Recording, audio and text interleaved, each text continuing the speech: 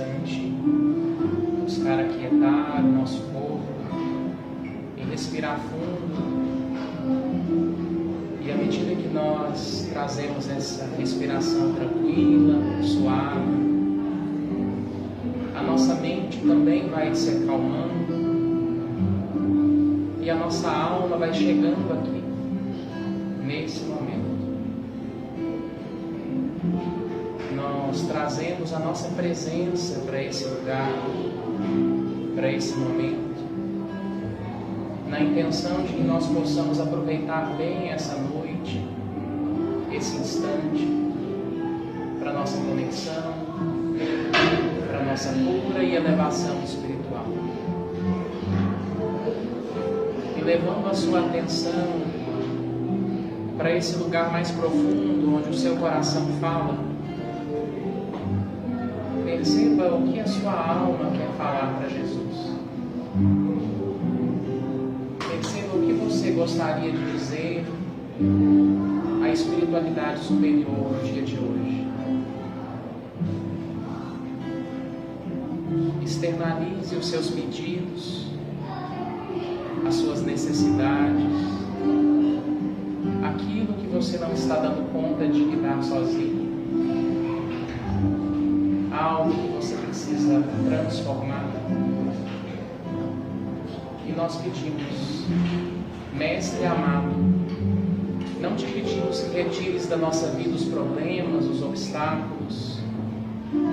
Não te pedimos que estejamos isentos das dificuldades, mas pedimos sim acréscimo de forças, de energia e bom ânimo, para que nós prossigamos nas nossas lutas diárias, para que nós não recuemos diante dos desafios e dos medos, mas para que nós possamos prosseguir um passo a mais, a cada dia com fé, que nós todos estamos destinados ao amor maior, a ampliar o nosso coração para amar mais e também para receber mais amor, na confiança de que nós somos profundamente amados pela vida.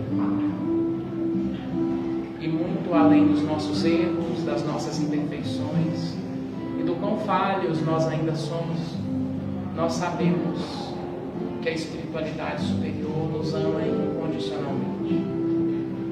Por isso nós pedimos, Jesus, ajuda-nos a aumentar a nossa confiança de que nós somos amados muito além das nossas falhas humanas. E que com essas forças, com esse amor que está presente nas nossas almas, mesmo quando nós não queremos, quando nós não estamos sentindo e receptivos ao amor, nós confiamos que o Senhor segue conosco todos os momentos. E por isso pedimos, abençoa esse nosso encontro, para que as palavras que ouviremos, para que aquilo que aprenderemos hoje possa vir de encontro ao que as nossas almas precisam. Nós agradecemos mais uma vez a oportunidade de servir, de aprender e de sair daqui um pouco melhor do que chegamos. Que o Senhor abençoe a cada um, a cada vida, a cada coração que aqui está. E que a gente possa sair daqui com gotas desses bálsamos na nossa alma, com o coração mais leve e tranquilo, com a mente mais apaziguada. E que assim, nos dias que se seguem, a gente possa voltar para a nossa vida um pouquinho melhores. Que assim seja.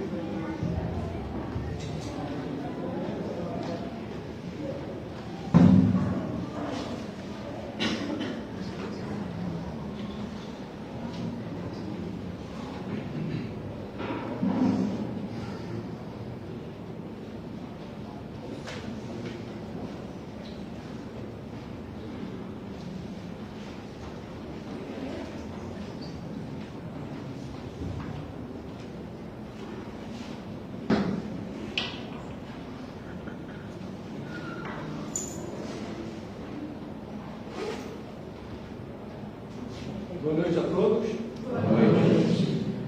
Sejam bem-vindos, né? Obrigado por estarem aqui para a gente conversar um pouquinho. Eu vou falar sobre ponto pacífico. E eu estava observando a mensagem do livro Minutos de Sabedoria, e ele está falando exatamente disso, né? Que coincidência, né? Então nós vamos continuar no seu tema, e nós não combinamos, viu? Não foi combinado. Não foi. Eu não sei se vocês conhecem essa expressão, ela é um pouco antiga. Isso é ponto pacífico para mim. Vocês já viram falar isso? Né? Não? Nós que somos um pouco mais velhos, pensamos nisso, né? Mas a gente já conhece isso há mais tempo. Ponto pacífico é exatamente o lugar onde a gente se coloca para buscar a paz, ou o lugar onde nos traz mais paz. Eu tenho certeza que todos vocês, né, ou todos nós que estamos aqui, num determinado momento, já sentimos essa sensação. Não é isso? Você fala, nossa, eu estou sentindo tão bem agora. Será por que a gente sente tão bem num determinado momento e num outro é completamente diferente, às vezes fica tudo atribulado? Não é? Isso é um pouco de treinamento, né? Foi o que você acabou de dizer, né? Que é preciso que a gente comece a tomar conta da gente mesmo, porque somos muitas vezes, muitas das vezes, somos nós mesmos que nos colocamos na condição de desconfortável.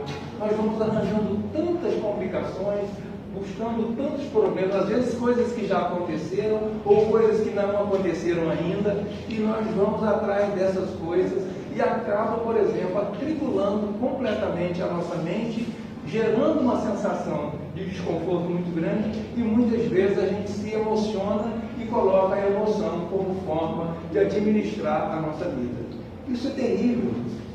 O que ela recomenda no Minuto de Sabedoria é exatamente você esperar o momento certo para você tomar conta da sua vida de novo, ou para que a gente possa tomar conta da nossa vida de novo. Eu achei tão bonitinho essa forma que ele define, né?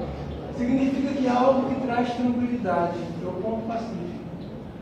Algo que traz tranquilidade para a gente, né? Que traz serenidade, que traz equilíbrio interior.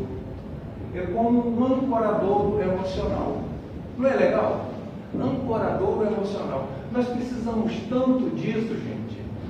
Nós precisamos trabalhar tanto as nossas sensibilidades, as nossas emoções, né? E não deixar que elas se transformem num torvelinho, né? Ou numa gigantesca onda de pressão, para que a gente sinta no corpo as influências que as emoções nos trazem. Emoções são as coisas mais, um sentimento muito bom, né? Todas as emoções, bem administradas, são boas. As emoções que nos trazem alegria, que nos trazem paz, que nos trazem amor, que traz, vamos dizer, compreensão, compaixão, é tudo muito bom. E aquelas também que nos empurram para frente são boas também, porque é necessário. Nós precisamos nos emocionar para a gente sair do lugar. A emoção é uma espécie de estupim que a gente tem para acender as nossas energias, e elas produzem efeito nas nossas atitudes.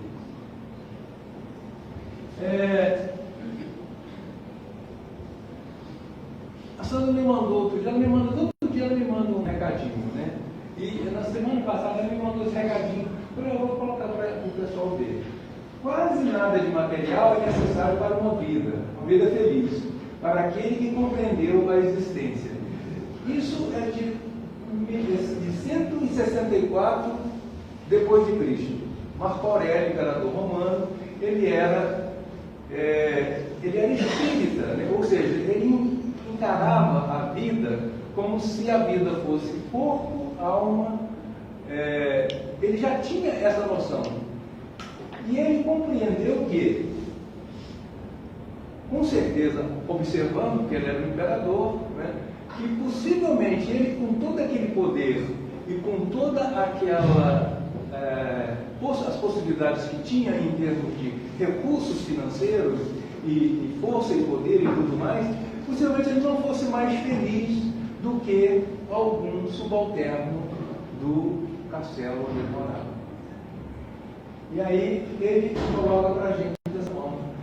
E nós vamos falar um pouquinho disso mais para frente, mas na verdade, materialmente, a gente precisa muito pouco.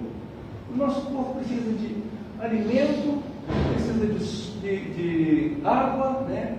Precisa para fazer necessidades básicas. E é basicamente isso. Isso não custa quase nada. Se ter coisa fosse garantia de felicidade, nós tínhamos muito mais gente feliz por aí.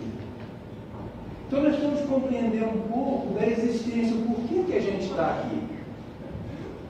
Nós que estamos como espírita, vocês que são espíritas também, a gente tem uma base já bastante, vamos dizer assim, esclarecedora, né, a respeito dessas situações.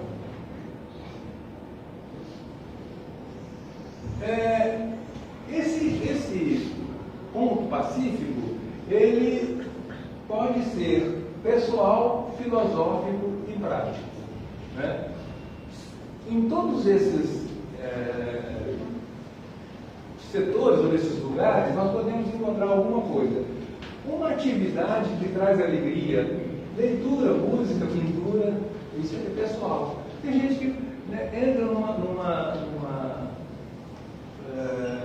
escola, né, às vezes perdeu completamente perdeu não, completamente não, né? Às vezes envelhece e acaba perdendo um pouco da conexão com a vida. Aí vai fazer bordado, vai fazer tricô, faz crochê, e encontra-se muita paz nisso, esse momento de paz. Leitura, um relacionamento saudável, uma prática espiritual ou meditativa, um hobby, jogar baralho, paciência, sei lá, alguma coisa. A gente precisa movimentar, a gente precisa fazer coisas. A gente não pode ficar entregue às nossas indagações sem fazer nada, porque senão a gente acaba perdendo o controle da nossa consciência. Dizem que cabeça vazia é a oficina do diabo, né? Então a gente precisa ocupar. Filosófico. Aceitação e gratidão, conhecimento de si mesmo, equilíbrio entre a razão e a emoção, liberdade interior. Gratidão, gente, é uma coisa muito bacana. Eu tenho uma gratidão muito grande pela vida.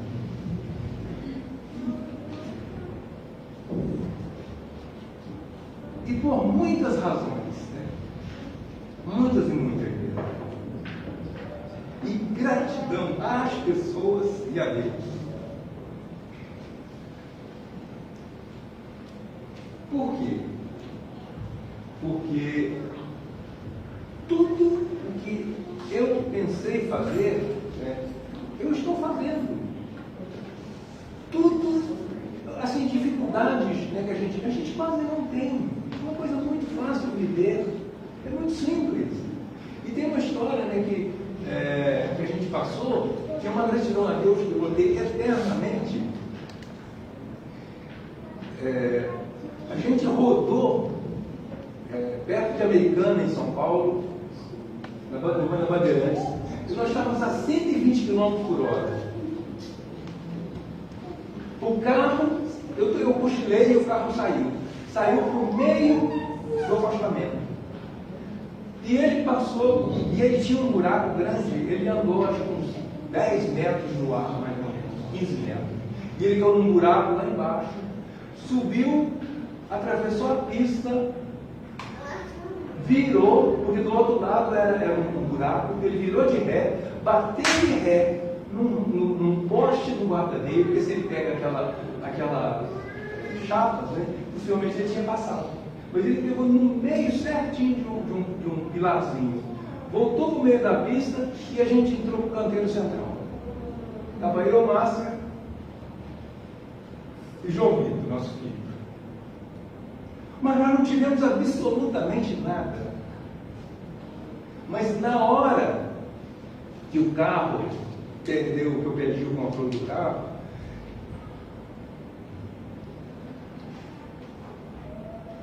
eu coloquei o nosso destino nas mãos de Deus. Falei, Deus, é só o Senhor, porque eu não faço mais nada.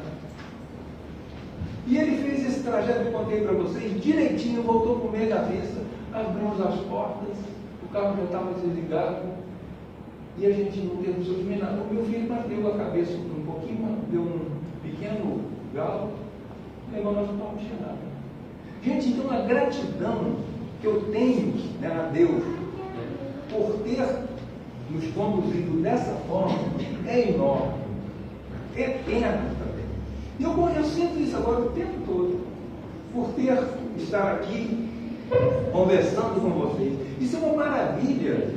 Quando esse número de pessoas reunidas em torno de uma busca comum, né? É coletivo, mas na hora que a gente vai buscar, a gente busca de forma única. Nós estamos buscando Deus. E Ele vai responder a cada um de vocês. Isso não é propaganda, gente. Isso é convicção. É só ter calma e confiança.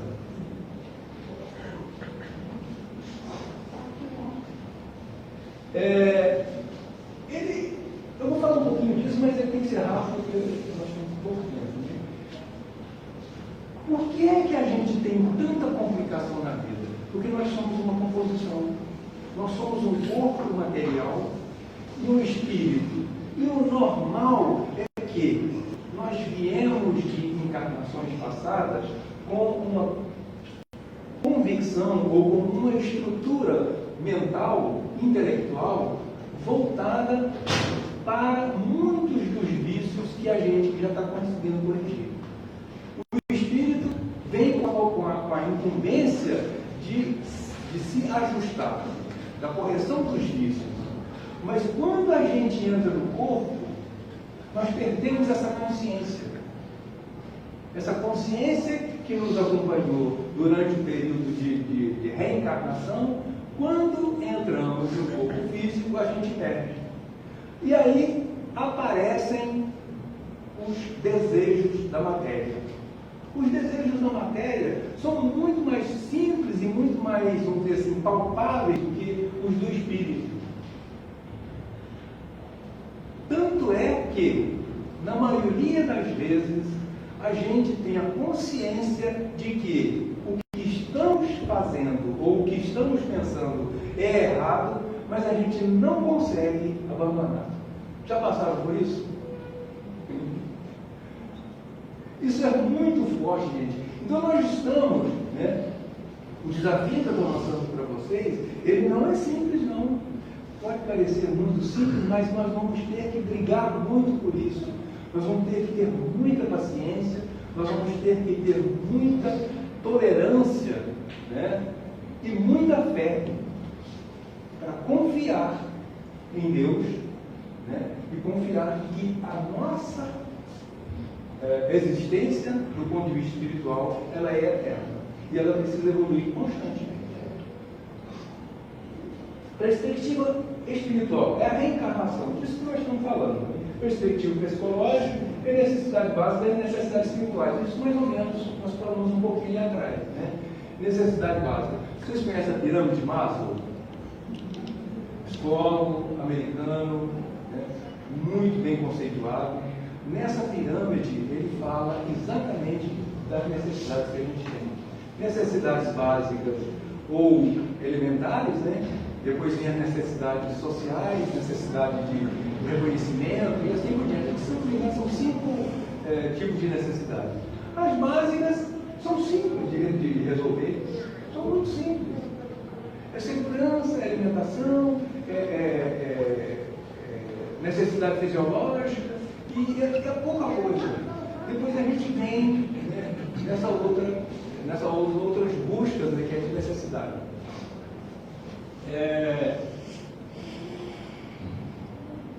Perspectiva cultural, consumismo, demonstração de posses, valores. Hoje a gente está muito influenciado, né, por redes sociais, não é? É muito reclame, é muita postagem, né, a gente brigando muito por aparência. Não que a aparência não seja boa, é legal ver as pessoas bonitas, né? Quando as pessoas se arrumarem, sabe, se prepararem, não tem nada de errado nisso. Deus não condena nada disso. Né? O que se precisa fazer é não se tornar escravo disso, né? Alimentando um egoísmo e um orgulho que, de certa forma, nos coloca à mercê dos nossos desejos insatisfeitos. E insatisfação de um desejo, gente, é terrivelmente difícil de administrar. Há uma frustração muito grande. Mas muitas vezes a gente faz isso, né? Mas assim, é só como esclarecer, é só como lembrança aí para a gente tentar trabalhar isso de forma melhor. Perspectiva espiritual. Vamos falar um pouquinho mais sobre essa aqui só. Reencarnação. A alma transcende o corpo material. Todos nós sabemos disso. Vamos morrer, a nossa alma vai ser libertada do nosso corpo e vai voltar num processo de assumir o conhecimento ou voltar a ter o conhecimento, né, de tudo aquilo que está acontecendo, tudo aquilo que aconteceu. Fazer uma avaliação do processo reencarnatório que tivemos, como é que ele foi, né? E aí uma possibilidade de reencarnação de novo. Nós temos na reencarnação, temos os karmas. Nós precisamos de resgatar algo que a gente já fez, ou até coisas que estamos fazendo agora. Não é porque estamos encarnados com uma consciência um pouco melhor que a gente não erra. A gente erra também. E reconhecer o erro é uma coisa muito boa para corrigir. Enquanto a gente não reconhece que está errando, não temos chances nenhuma de correção. Não temos.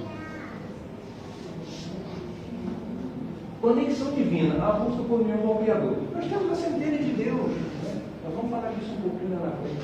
E nós temos esse compromisso, né, de estabelecer coerência com essa centelha divina. Qual é o caminho para nos trazer as informações necessárias para que a gente satisfaça as necessidades básicas dentro da centelha divina? O Evangelho de Jesus nos ajuda, o livro dos médiuns. Né? Não precisa de muita informação, não. Se a gente pegar o minuto de sabedoria, sabe? E ler ele todo dia, como referência de comportamento diário, seria uma boa. É uma boa. E nós vamos falar mais sobre o Espiritismo, porque nós estamos aqui, nós somos espíritas, e o Espiritismo, ele não propõe um novo caminho para as nossas vidas, mas sim uma nova forma de trilhar o caminho de nossas vidas. Não é novo caminho, não, gente. É o jeito que a gente está andando por esse caminho é que vai fazer a diferença. Vamos caminhar com amor ou vamos caminhar com ódio? Vamos caminhar com calma ou nós vamos atropelar todo mundo? É só um jeitão. É a forma que a gente vai seguir. O caminho é que vai fazer a diferença. E a escolha é nossa. Olha que coisa bacana. Não é? Livre-arbítrio. Agora isso é de uma responsabilidade que a gente nem imagina. Viu?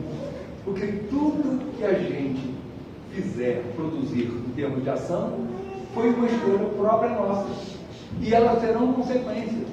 E as consequências atingem também a quem? Ou o produtor da ação, ou o agente da ação.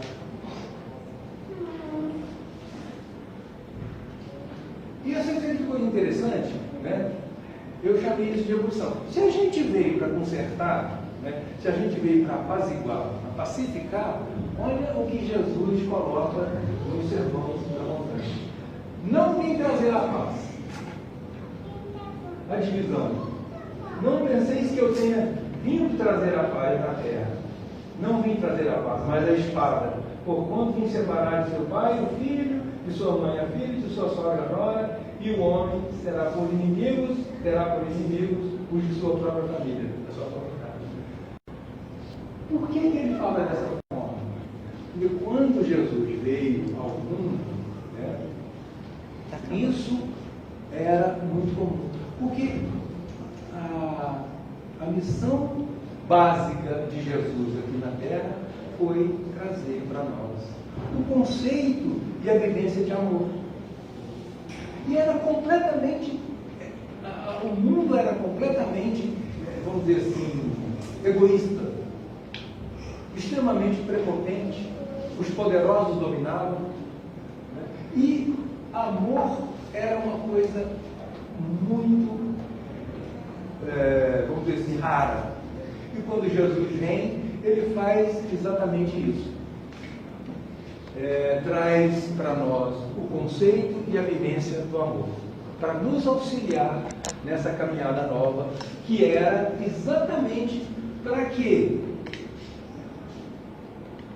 a gente percebesse que está vivendo isso e procurasse, de certa forma, a conciliar com as pessoas que estão caminhando juntos.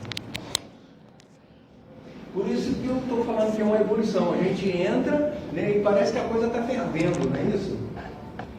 Principalmente, né, em reunião de família, quando tem muita gente. Né? Às vezes, fim de ano é danado, às vezes é bom, mas às vezes tem muito problema também. Mas é normal isso. Aprendiz sincero. Como é que a gente tem que comportar diante disso? Como um aprendiz sincero. O que é um aprendiz sincero? É aquele aprendiz que, diante dos ensinamentos do Evangelho, ele é coerente com aquilo. Ele busca o aprendizado, ele busca o conhecimento e ele se coloca na condição de executor daquilo que ele está vivendo. A partir do momento que você fizer isso, ou que nós fizermos isso, com certeza nós vamos estabelecer dentro de nós uma paz muito maior. Tinha um ditado antigo aí que diz o seguinte, né? Quando um não quer, dois não brigam. Né? E é exatamente por aí.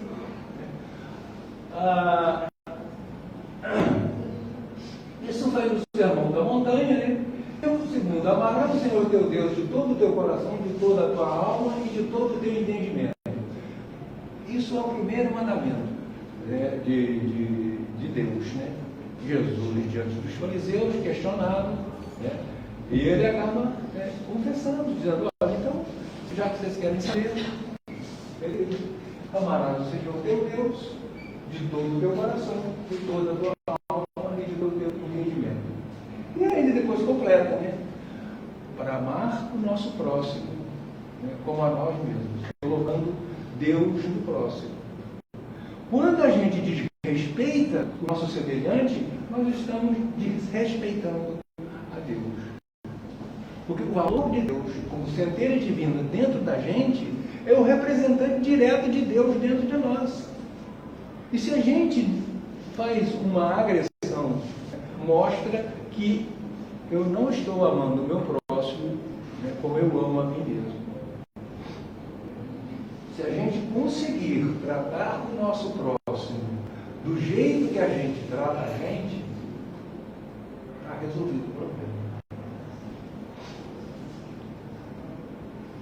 O antagonismo. Então tudo isso parece que é antagônico, não é? Eu vim para buscar a paz. No entanto, existe uma série de fatores que me impulsionam ou me empurram para ser exatamente o contrário. Então isso é um certo antagonismo. E dentro do antagonismo existe um fenômeno de inovação. Todo o processo ou todo o sistema, ele tende ao equilíbrio. Não sei se vocês, o pessoal que faz química aí, né, tem esse conceito, ou o professor de química, né, ele tem essa coisa, né, da estabilização do processo no menor nível de energia possível. O antagonismo, ele caminha exatamente para isso. Ele produz uma revolução e depois o assentamento. Sem esse processo, a gente não evolui. Nós precisamos depurar aquilo que a gente tem lá dentro da gente, que está arraigado e que precisa ser combatido. E o único combatente é a gente mesmo. Para isso precisa de uma vontade grande e muitas vezes uma pressão muito forte, às vezes até a dor. Não é?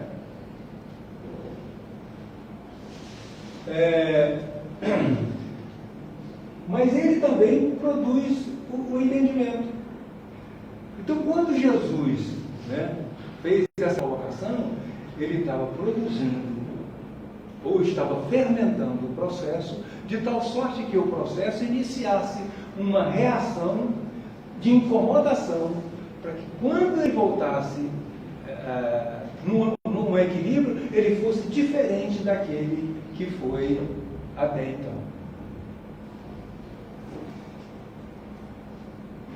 Quem procura os seus próprios interesses nunca terá a vida verdadeira, mas quem esquece a si mesmo, porque é meu seguidor, terá a vida verdadeira, descobrirá a verdade e a verdade é libertária. Ela liberta a gente.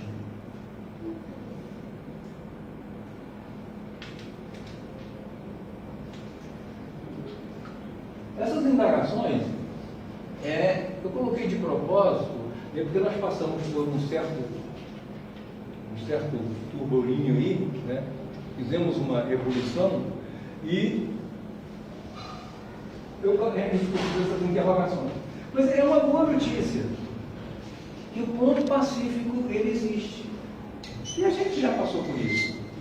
Ele existe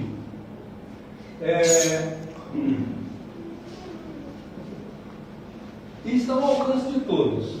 Ele acontece no momento em que as forças harmonizando, as forças transformadoras produzirem a mudança de posição, harmonizando o sistema emocional. Ou quando há o encontro do objeto dos desejos e a satisfação das expectativas. Nós temos o tempo todo desejos e expectativas. Não é isso?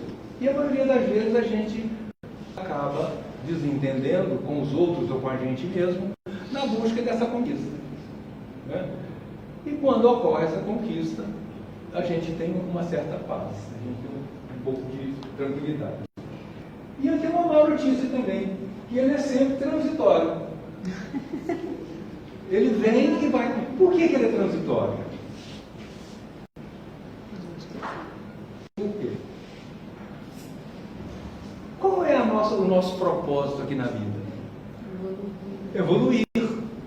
Então o ponto pacífico, ele nunca é, permanente.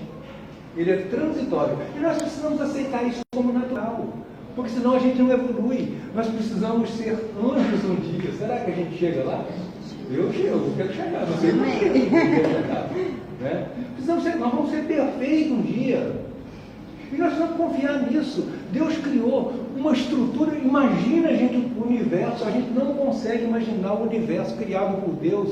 Uma inteligência extrema que é capaz de criar um troço desses para colocar a gente pequenininho aqui, né? E depois a gente duvida de Deus, cara. Não pode. É uma loucura que a gente faz, mas é normal entre nós por enquanto. É normal. Eu já sofri muito por causa disso. Hoje, nem tanto. Né? Busco ser um pouco melhor, mas diante das indagações e das dificuldades que eu tenho, eu digo o seguinte: Senhor, me ajuda. É só isso que eu sei fazer em determinado momento.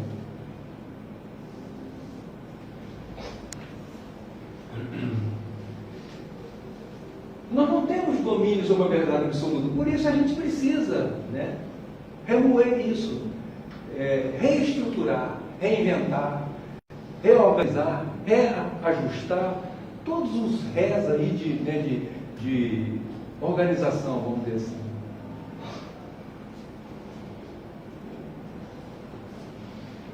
Ele vai fazendo isso e nós vamos equilibrar de novo.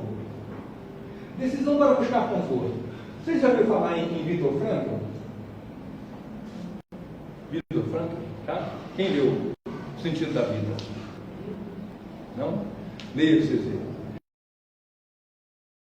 Viktor Frankl foi um dos judeus perseguidos na Segunda Guerra Mundial. E ele foi prisioneiro, e fizeram prisioneiro a mulher dele, os pais, os filhos, sabe? E ele passou, se não me engano, 2 anos, ou mais, não sei, não lembro agora, nos piores cárceres de Auschwitz. É o pior deles. E depois ele teve um tempo em Auschwitz e teve um tempo também no outro, agora eu não lembro o nome. Quando ele saiu, ele estava com 25 quilos. E ele saiu e ele não podia se identificar. Ele tinha perdido o pai, tinha perdido a mãe, tinha perdido a mulher, tinha perdido tudo. E ele, diante desse problema que ele teve, olha o que ele propôs para a gente. É um negócio fantástico. Isso está dentro de todos nós.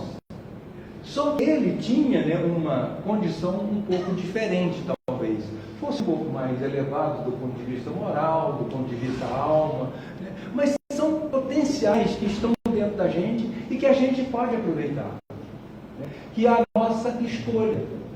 Ele fala o seguinte, ó, a saída de quem está no ápice do desespero, segundo Vitor Frankl, está na liberdade de se assumir sujeito singular. Por que é singular?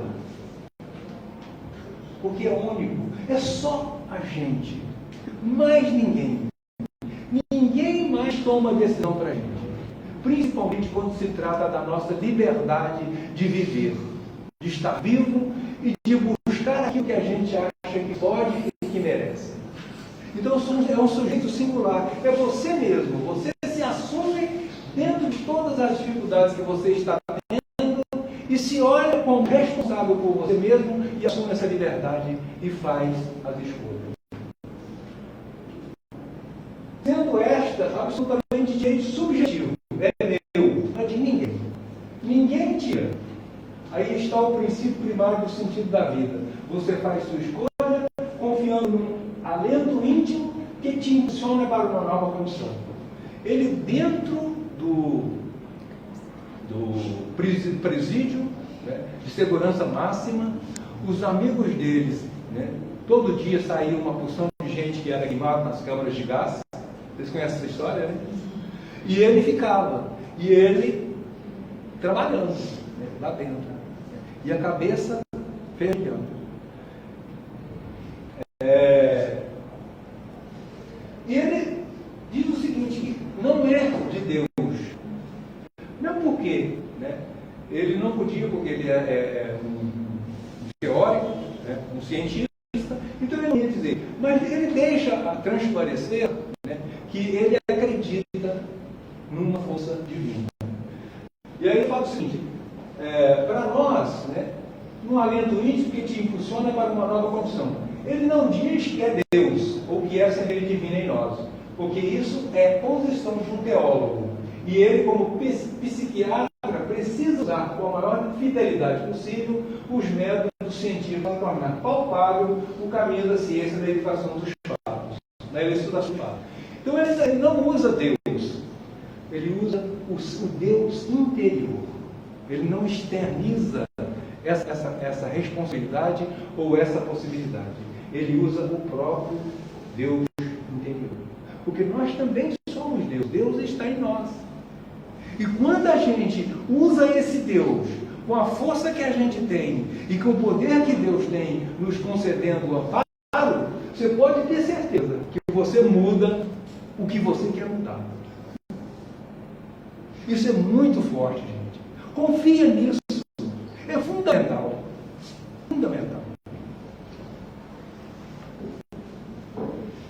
Qual é o meu ponto pacífico? Eu coloquei brincadeira. Brincadeira não, né? A minha posição, né? Só para vocês perceberem, né? Um exemplo, por exemplo. A gente tem em todos esses fatores, né, dos pontos pacíficos, todos nós temos um pouquinho cada um. Um pouco de filosofia, um pouco pessoal, um pouco prático, né? No meu caso, por exemplo, eu tenho família. Eu acho que família, gente, é uma coisa muito especial. Que coisa boa é ter uma família, você não acha? Gente, é bom demais. Você tem um filho, você tem uma nora, você tem um genro, você tem uma esposa, você ter netos, né? Quem tem neto aqui? Eu não sei, infelizmente não tenho aqui. Mas é uma coisa bacana. Não tem ninguém que possa resolver melhor as coisas para você do que alguém da sua família. É alguém que te entende. Às vezes até faz assim um muxoxo, uma coisa parecida, mas você sabe que pode confiar. Né? É muito bom. E te ajuda muito. Eu aprendo muito na minha família. Aprendo todos os dias um pouquinho. Leitura e viver a doutrina espírita. Nós fazemos o Evangelho semanalmente. Eu gosto muito de ler romances espíritas, fundamentação espiritual, do espiritismo. E para mim é muito interessante, é muito bom. No pessoal, no filosófico, a doutrina, continua a doutrina e me ajudando a construir, a chegar no meu propósito. E o meu propósito é elevação moral. Eu preciso me concentrar nisso, melhorar constantemente. Mas acredito que o meu ponto mais pacífico mesmo seja a minha fé, a minha confiança em Deus. Tem muita, mas é muita mesmo, gente. Graças a Deus. O prático, né? Rotina, organização, cuidados com a saúde, reflexão, colo de mãe. E colo de mãe não é só colo de mãe, não. Colo de amigo, colo do marido, colo da esposa, colo do filho. Abracem, troquem carinho. É muito bom segurar a mão de alguém, não é? É bom demais. Nós precisamos de nos entregar um pouco mais uns aos outros, dentro das nossas relações de familiares, de amizades, de companheiros, né? Precisamos disso, gente. O nosso corpo, ele é carente dessas coisas. Ele é carente de carinho, ele é carente de ternura. Faz um bem danado. Tem uma citação de André Luiz, no livro, não lembro o nome do livro agora, ele fala exatamente disso. O quanto as relações amorosas, do abraço, do beijo, do segurar a mão, é salutar para o nosso sistema orgânico. Nesse momento, há uma reformulação completa de grande parte do nosso sistema celular.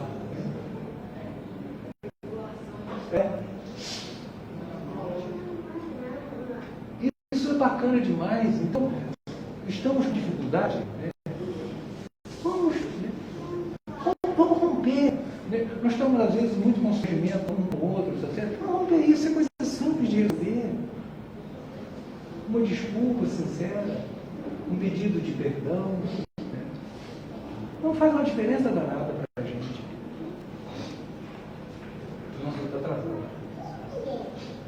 Reflexões e sugestões. Olha, a gente está na Terra, né? No lugar de expiação e prova. Então isso é fato. Não tem como a gente viver diferente do que está posto por aqui.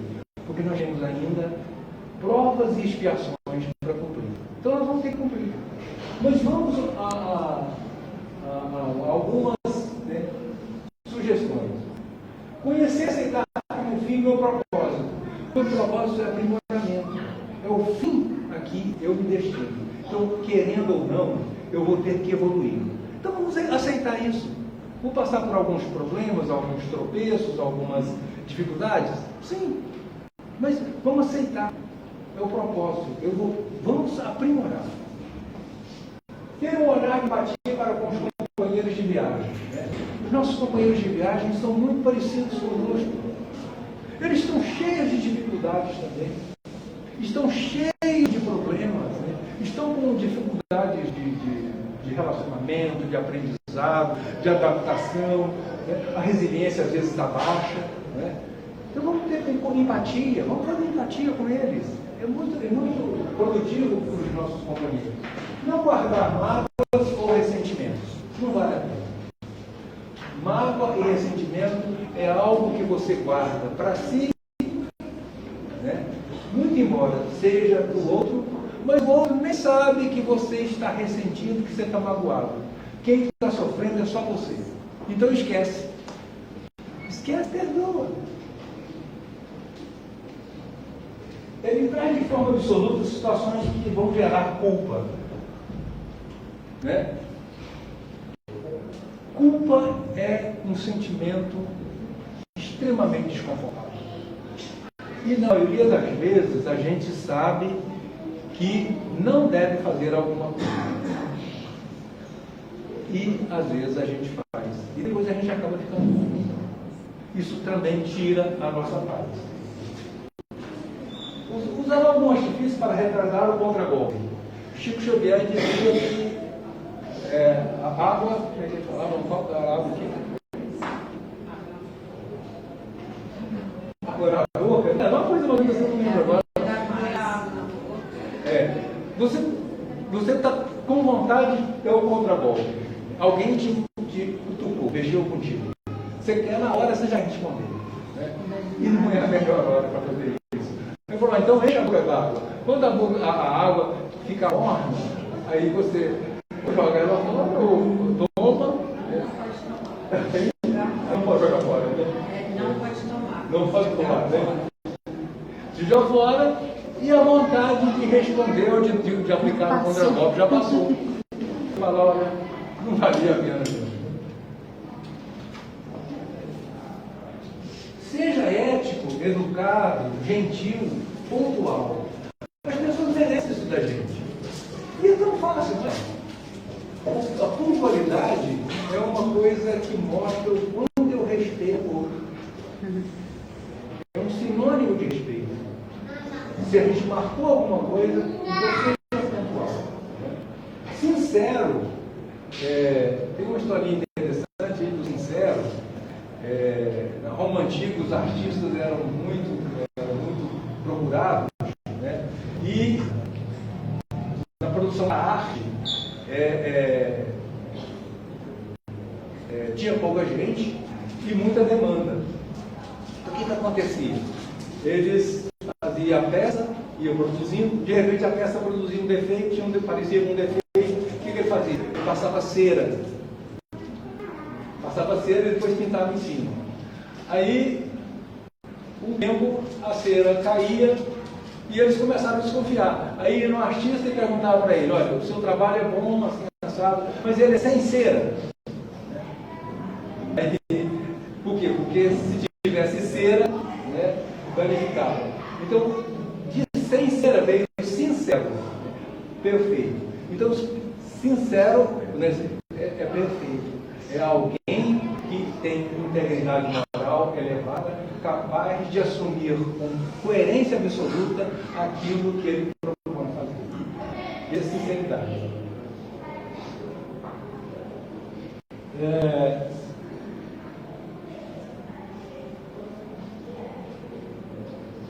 Ser humano, eleva moral, conferindo confiança.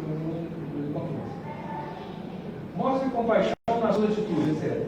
Isso são características de um ser humano de elevada moral, e elevação moral confere ao seu portador muita credibilidade e confiança. Todo homem, ou toda mulher, né, sincero, pontual, com esses atributos que coloquei, ele tem uma elevada moral. E ele merece confiança. Então, no dia que a gente conseguir passar para os nossos companheiros de viagem